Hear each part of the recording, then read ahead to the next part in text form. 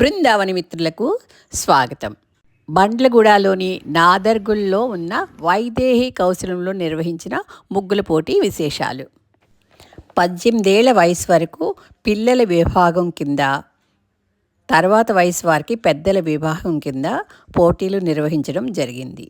గెలిచిన వారికి బహుమతి ప్రదానం జనవరి 26న ఇవ్వడం జరుగుతుంది. ముగ్గులు మన సంస్కృతి సంప్రదాయాలకు ప్రతీక. తరతరాలుగా ఈ కళ కొనసాగుతోంది. పెద్దలను చూసి పిల్లలు కూడా ముగ్గులు వేయడం నేర్చుకుంటారు. ఇలా ఒక తరం నుండి మరో తరానికి చేరుతుంది. ముగ్గులు వేయడం ద్వారా ఇంటికి లక్ష్మీదేవి వస్తుందని నమ్మకం.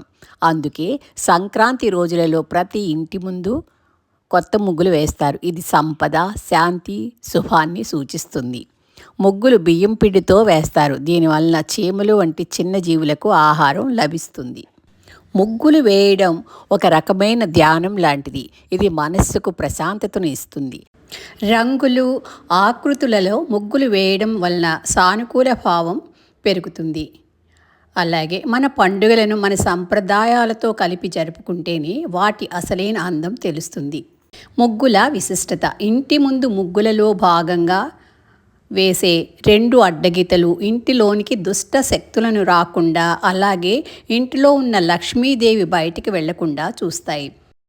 అలాగే ముగ్గు వేసి దానికి 4 వైపులా 2 అడ్డగీతలు గీస్తే అక్కడ శుభకార్యాలు, మంగళకరమైన పనులు జరుగుతున్నాయని గుర్తు. ఏ దేవత పూజ చేస్తున్నా దైవాన్ని ఉంచే పీట మీద మధ్యలో చిన్న ముగ్గు వేసిన 4 వైపులా 2 గీతలను తప్పక గీయాలి. నక్షత్రం ఆకారం వచ్చేలా గీతలతో వేసిన ముగ్గు భూత ప్రేత పిశాచాలను ఆ దరిదాపులకు రానివ్వకుండా చూస్తుంది.